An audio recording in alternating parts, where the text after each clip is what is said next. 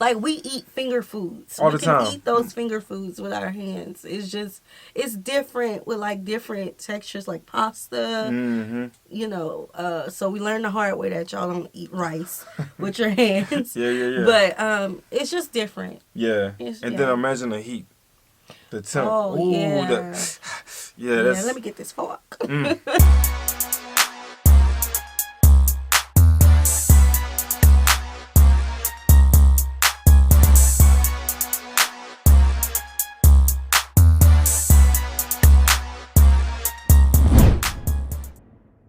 What's good, y'all? It's the Demouchet REACT, and we're back with another video. Who we got today, C? Today we're back with another American reaction. Yes. Super excited about this video, guys. If you're new to us and we're new to you, make sure you scroll down, hit that subscribe button, and turn on the post notification bell because we're on the road to 100K. And we cannot get there without you guys, all right? Join the family. Without further ado, let's get into the video. I smell the fresh green chilies. The flavor is not that hot. We take the seeds out for Minnesota. And she has a beautiful complexion. Minnesota. It's the state where I grew up. 80% white, 70% Christian, 100% afraid of spice.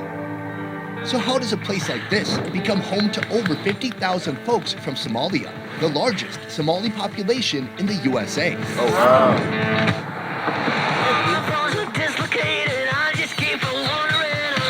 Today, I'm on the hunt for one of Africa's most mysterious cuisines. As soon as you walk in, the whole room is just filled with this amazing aroma. Are these foods that you would even see all in one meal? This is just the bench team, actually. This is the bench? When do we eat the team? Coming soon. And finding it in the least likeliest of places. So anything I want, we all share together. Yes, but don't expect me to feed you, you know. It all starts here.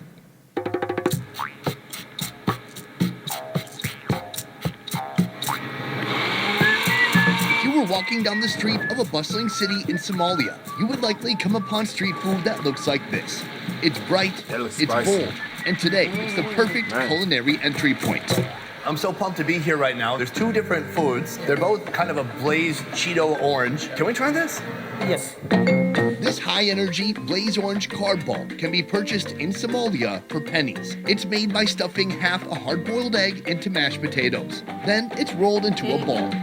The ball is dipped in a thin, vibrant orange mixture to give it some color and texture as it fries. There's also a veg I can imagine that taste. No egg, just... I can imagine that taste. Besides the seasoning and the crust around it, that bite still, I can get the inside taste. Soft. Yeah, I could see that. So the only food I can think of on the top of my head right now where we would mix a boiled egg with potatoes is our potato salad. Yeah. I'm trying to picture. So basically, almost like potato salad in a ball with a coating around it. Ooh, it tastes like fries and eggs. He's like, hold up, wait a minute, where you was going with that? Something like it, but I get it. Yeah. That's a fire. Hey, that's a good combo. Never thought about it. Soft in the middle. Yeah, crispy on the outside. Straight steamed and sliced potato, also dipped, also fried. Served with a spicy, sweet, and somewhat tart tamarind sauce. I love that sauce. The potatoes, it's steamed, it's soft, it's really big and thick. Little crunch on the outside. Was the spice coming from here or from there? Spicy for him. This is beyond like Minnesota spice. You have white people come here and eat this? Yes. Rilo Restaurant and Bakery has been operating here for 12 years. They offer a taste of nostalgia to those who crave the foods they grew up with that aren't easily found in Minneapolis. At the helm, Mama Wilo and her son Abdi. There's one more on here. They call this nafaqo. It's basically a protein. Look how big that is. Next to him, Jamal, a Somali American chef who will be joining me throughout this journey. Wow. But more on him later. Give it a dip. You know, they do something similar in the Philippines where they have a natto oil and they color some of the food bright orange like this. If you just have a brown potato, it's not going to be as appealing, but this is just blaze orange. It gets people's attention. It's big. And this is going to be filling. It's like half a pound over here. Hey, put that in the comment section. Let us know, because you guys been asking for us to react to Somalia for the longest, and we had our complications. Yeah. But if you would like to see us create this dish in our kitchen, make sure you put that in the comment section. Baby and I love to cook together with the family. You get to see the kids, and that'll be interesting. I want to make that. That That fun. looks easy. Yeah, You know? very quick, but still filling. It looks stuffing like. Yeah. You get it. Ooh, you get right with that. It's like a giant there it fried is. mashed potato ball. It's not even crunchy. It's frying it just kind of gives it a skin that you break through, and then right in the middle, half a hard-boiled egg to kind of break it up. Mix that with a dip. That's very nice. So you dip again. Double dipping's okay. Almost I'm doing it. I'm like Yeah. looking at you. Are you gonna look at me? Double dipping all the way. All right. You can get your fingers in there, you know what I mean? Just gets better, man. You're born in Somalia. Yes, I born in Somalia. And at what age did you come here? I come in age when I was 15 years old. So you still fully remember all the sights and foods and smells of Somali food in Somalia? Yes. Food in Somalia is a melting pot of different cultural influences, as Somali people are traditionally semi-nomadic or nomadic. So main diet, What? beans, making it with a spinach, making it on a bean stew. Much of their Yo, so a plate that size for one person, y'all eating all that by yourself, like as a one-person dish? I don't know. That's huge, I bro. don't know. The fish is full fish. Yeah. It's like it's not a The piece full of fish. fish. It's not a fillet. Yeah. Both God. sides. Oh. cuisine reflects the influences of East African, Indian, Yep, the Horn Persian, of and Africa. Arab food. As a result of European colonization during the 19th century, they've added even more to their food list. They said every Friday back home is pasta day. What kind of pasta? So basically spaghetti, but the way they do it is sort of like a stir-fried, and they add a bunch of different ingredients to it. It's very aromatic as well. But with a foundation of ancient Somali techniques, their creations are still something uniquely all their own. This is like a wild assortment, a smorgasbord of just tons of random foods. Is this like the greatest hits of Somalia? This is partial. More than 99% of Somalia is Muslim. If you're wondering what that has to do with the food in front of us, I can explain. Devout Muslims must adhere to a strictly halal diet, meaning no alcohol, no pork, and partaking only in meats that have been slaughtered the proper way. This is a key thing. Bananas are must because we eat so many different flavors of food. Bananas are sort of to reset your palate. The idea is to get a little bit of everything at one scoop. Does it matter if I'm using my right or left hand? Right hand always. Okay. Why do you think that is? Because this is my toilet paper? Toilet paper. Okay. Exactly. Let's just eat. First up, ribs. To be precise, goat ribs, braised forever in spices, then fried, then pan-seared in flaming glory. That sure's a plate with some pasta. I lived in Minnesota for 24 years before I moved to Asia. I never off the had bone. goat here once. I didn't know it was possible. Oh, Go ahead and jump for glory. Go ahead. wow.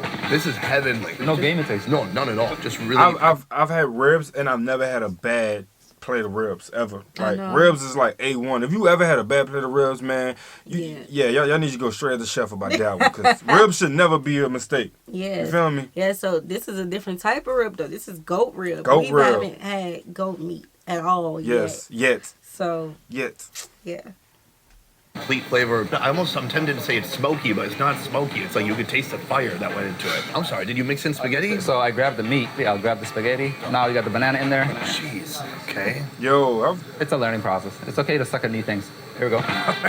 A little kind of savory marinara mixed with some very sweet banana. how long can you put up with the hand in the food, babe?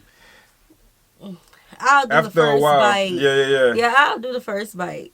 Honestly It's- speaking, y'all. For us, it's just it's one of those culture shocks, right? And for me, like I'm gonna get the utensils. Yeah, and that's why we love reacting to, Yeah. Africa's content, because you guys be so understanding with how we feel about certain things. This Yeah. is open-minded, transparent, love to see you guys eat like this. But after a few bites, I lie. I think I can go crazy with my hand. Well- but I would prefer my utensils. Yeah, I would prefer thing my is- utensils. Like we eat finger foods. All we the can time. eat those finger foods with our hands. It's different with like different textures, like pasta. Mm-hmm. So we learned the hard way that y'all don't eat rice with your hands. Yeah. But it's just different. Yeah. It's- And yeah. then imagine the heat. The temp. Oh, Ooh, yeah. yeah, Yeah, that's... let me get this fork. But dude, that goat changed my life. Next, tilapia. The meat is scored, so it's easier to grab onto later. Then it's coated in a deep red sauce blend, including vinegar, hot sauce, saffron, and gato masala. Now, it's ready to fry. We have the longest coastline in Africa, so seafood is a mandatory in all our meals as well. Good balance of meaty or fishy, fresh, citrusy sourness on the outside. Our tilapia friend shares a plate with a mound of aromatic basmati rice. And the rice alone has layers of spices going on in here. You got cardamom, you got cumin, you got coriander, you got onions, garlic, olive oil, ghee, butter. It is layered with flavors.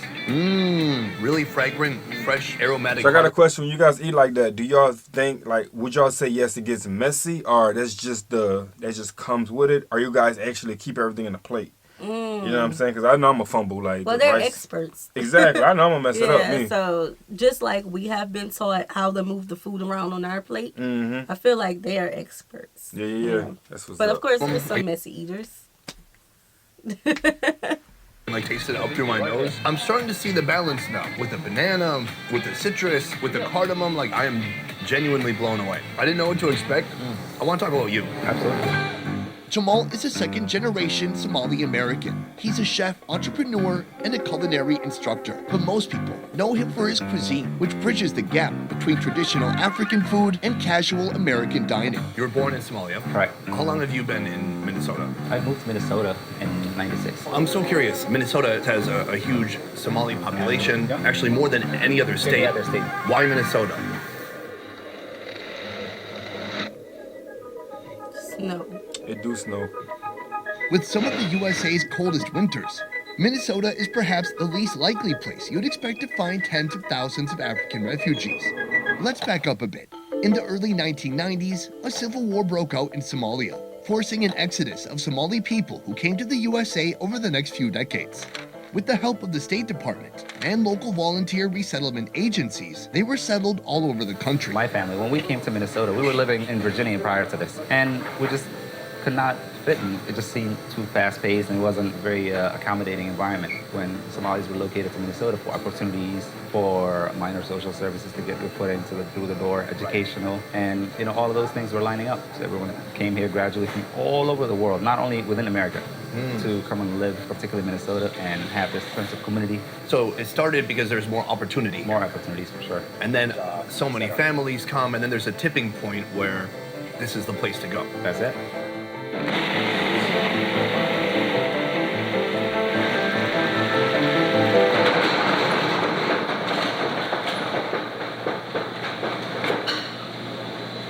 Na na na Open up shop. na na na na na na Let me na. say this. That is what I love about, the United States. That's the one thing I love. Especially because Americans, we don't travel abroad as much as we should in comparison to other countries. I love that we can get a taste of literally the world in the United States. Yes. And to know, just knowing that a large population of them are in Minnesota, we can go to Minnesota if we wasn't able to go to Somalia. Right. And then the energy they offer to the community is loving. So if they're doing this in the United States, they're definitely doing it 10 times more at home. So that's a blessing, you know what I'm saying? Definitely a blessing in disguise. People don't really realize that, though. Definitely. Oh, I'm going to get this foreign dish, and y'all really about to go eat what they eat in other countries. And sit down and talk to them and talk learn about the to them, real culture. talk. Yeah. I'ma take my time. What's up, brother? Where are we at now? We are at Handbeat Cafe today. We're going to be trying out some of my best options when it comes to Somali tea. Tea. Tea. Okay. You think you know tea? Well, not this kind. This is Somali tea, or sha. Sha means spiced tea with milk, with black tea as a base, flavored with aromatic spices like cardamom, cloves, cinnamon, and fresh ginger. So Then like a layer of spice. goat milk on top of that. This has caffeine? This has caffeine. I'm tingling. It's okay to get a little mustache going, too. Once Yeah. you sip it, go for it. It's a goat latte. I love it. It's Sha. It's tea. It's sugary, fragrant. It's got the cardamom in there, just like our rice. It's such an awesome mix of flavors. Let's talk about where we are right now. What is this place? So this is how I get my dose of Africa. This is one of the first Somali hubs. You'll find every array of Somali culture. You don't have to travel abroad or any of that. Just come in here, you're back to Africa. Wow. Gotta pull up Carmel now. Mall is the first and largest Somali shopping center in the USA, housing over 100 Somali shops and restaurants, including Rila and Hamdi. This place, over 20 years old and still expanding, is the heart of the Somali community in Minneapolis, a hub where the unique needs of the people here can be met all in one place. They have goods, food, drinks, clothes. You can get a quick trim while also having a place to worship. It seems like it's perfectly suited to the unique needs of the Somali people living here. Because I'm seeing barbershops. I mean, if you went to a Great Clips, well, you don't have any hair. Maybe you're not a good example. But if another young Somali man with a lot of hair, he goes to a Great Clips, are they going to know what to do? No, they'd be confused. How do we cut this hair? They'd be Googling it. Absolutely. Tutorials. Absolutely. You know, there's like this dirty A word, like assimilate. Just do what everyone else does. Do you think having a place like this stops people from integrating in with the greater mainstream culture? Not at all. I think that what America presents essentially is, you know, everyone bring a little bit of their culture. Like when you go to New York, you have Little Italy, you have Chinatown. So this is, you know, similar to that. We're the new immigrants that came later in the years, but have a lot to contribute to the, you know, whether it's food, the clothing, the culture, you know. So it's just a presentation. So I think the assimilation part is still there because we live in America. But the other part is that you don't lose part of yourself as well. So this gives us a way for us to hang on to our culture. I like that. I like it too. Okay. How can I address this? You know, not everyone is accepting of other cultures. And because I wish they had something like this for Native Americans. I wish they had, and I'm pretty sure they probably do, but we don't know about it. Yeah. That's the thing. I wish they had something like this for African Americans. The biggest thing is African Americans don't know their culture. If we had places like this, it would help people to know our culture. I feel like we need to, in a way, we kind of have it, but because our culture is, what's the word I'm trying to say? Our culture is integrated in American culture. It's hard for people to know what is, well, not really. It's not hard at all. Yeah, I just think it would give them an eye-opener. It would slow them down and make them not feel like they have to race with life and everybody else and how they doing stuff. You know what I'm saying? I feel like that would be like a cool way to just reconnect with who you are, even if you haven't noticed the connections that you needed. Once you walk into that type of environment, you would start to connect with yourself and the ways of life that you could be living. You know what I'm saying? Everybody have a path to go down. Yeah. So with a lost path, you're just going to continue to just flock to here and there and try to figure out who you are. Right. And this is good because people who, you know, recently moved from Somalia into this area, they still have a piece of home with them. That's fine. Like this look like a mall where they can just hang out, you know, be amongst their people. So I do like that. Yeah. And that's the good thing about the United States, where doors are really open. This is okay. Yeah. You know, you don't have to move here and be told you can't be who you are.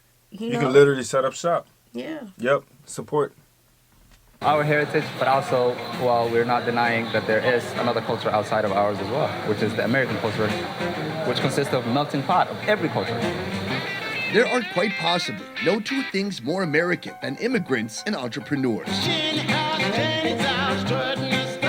Some Somali businessmen and women focus on meeting the needs of others in their own community, while others are building a bridge to bring Somali culture to mainstream America, like Myrie and Muhammad, who helped turn a modest Somali snack food into a booming business. That's it.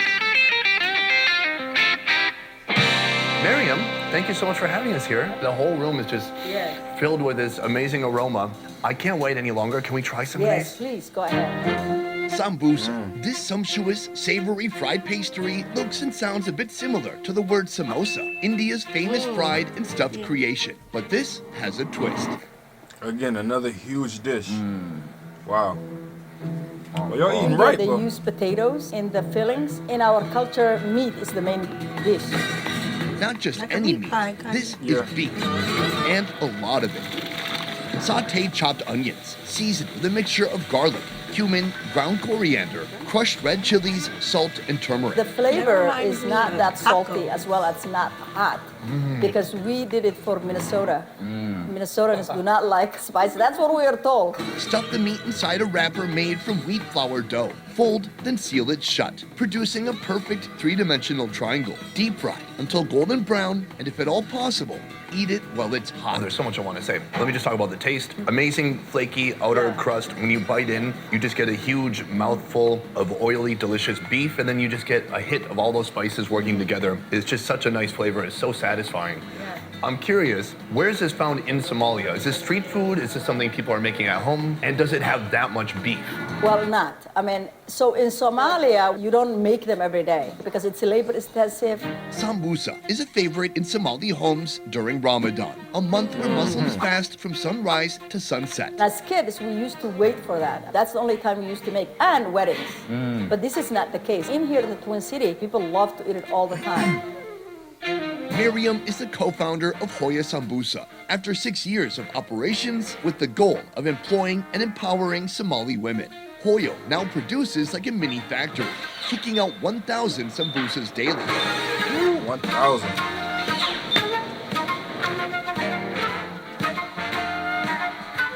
Yeah, they cooking, they cooking. As somebody who grew up in Somalia, and then you came here, and you're trying to start an operation where you're making food. Was that a huge difference in being able to get stuff done here versus the place where you came from? Absolutely. They're quite different. In Somalia, it's a male-dominated world. I don't think I would even dream of creating and starting anything of my own. Here, the beauty of America, there is a sense of engaging and wanting not only minorities, but women to initiate and be entrepreneurs. And there are systems in place that really support you. Were there any regulations that surprised you where you're like, oh, you have to do that too? Yes, I think it was just the gloves. We didn't even touch anything. I mean,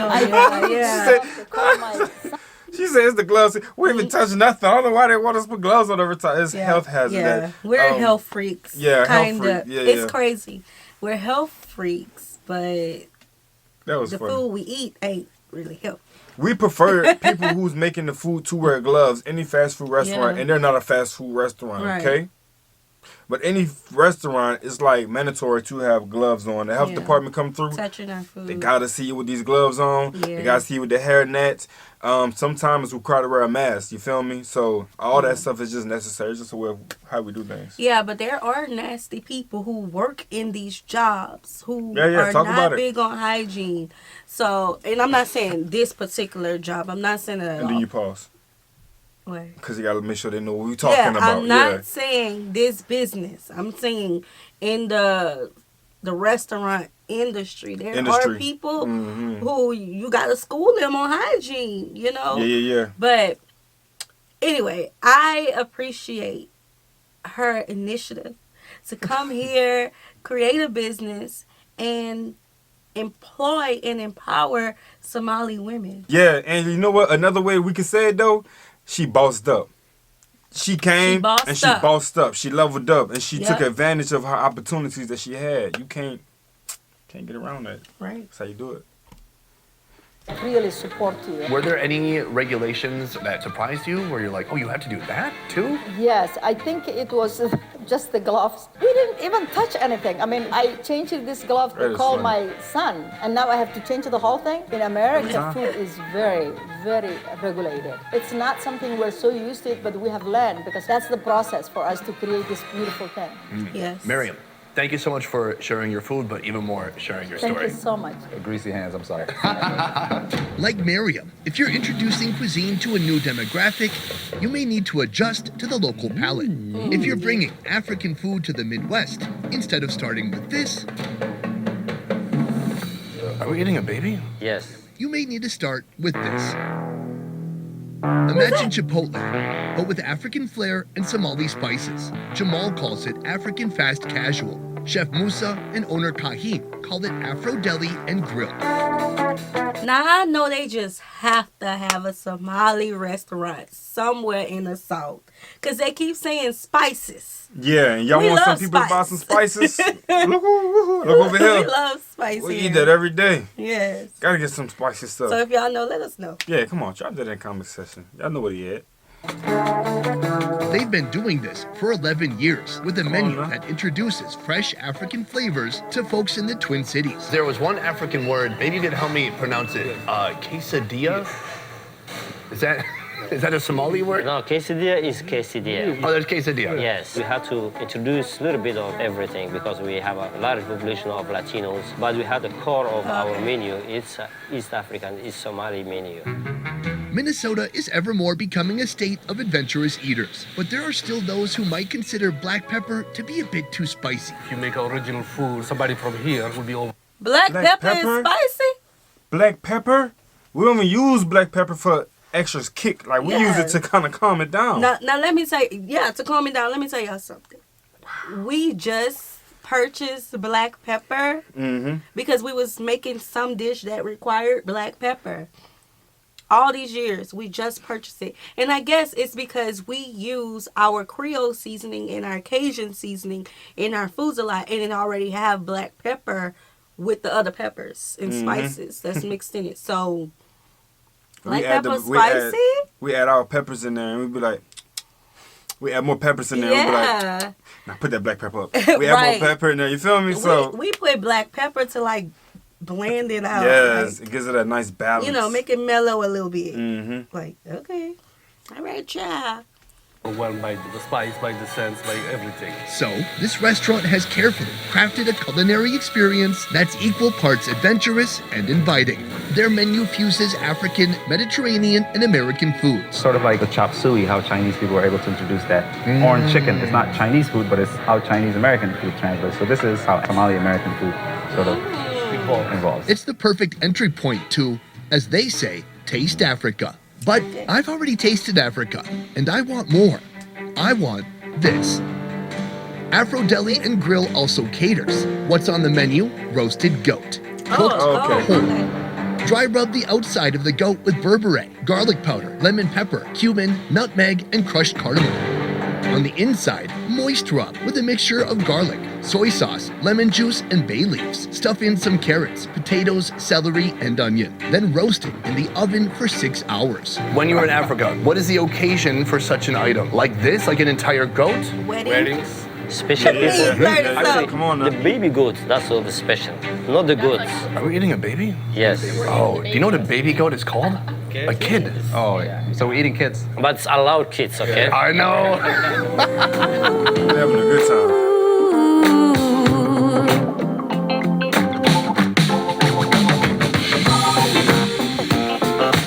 Joining our meal, Somali singer Ms. Hibo Noura and Halima Aden, the first professional American model to wear a hijab. I'm used to this by now. I got trained earlier. The hand, the right hand to be specific. And say Bismillah. It's how to bless with any meal. Bismillah. Yes. So anything I want, we all share together. Yes, but don't expect me to feed you, you know. There's a big shoulder here. Oh my gosh, it is so soft. This is to die for. I can really tell. Wait, so you rip, tear, grab, feed your face with just one hand the whole time? Oh. Ain't it like you gotta put a muscle in there at that point? You gotta dig in there. I don't know. I have to watch them do it.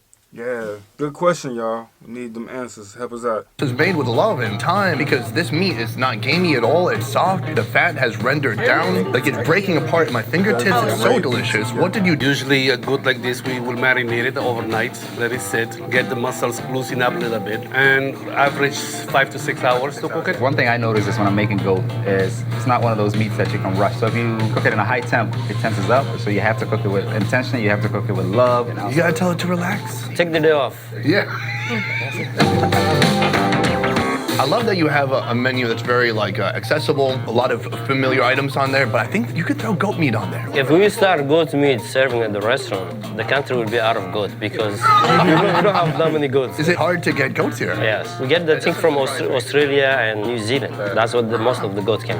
Really? I love the idea of you guys preserving your culture and sharing it at the same time. I think there's this idea that people should come here and be American, but I really believe that's just a small percentage of people who absolutely believe that. Everybody can bring their culture. Everybody can share their culture. There's a difference between the culture and the kind of government and system you came from. Yes. And people aren't always able to separate those two.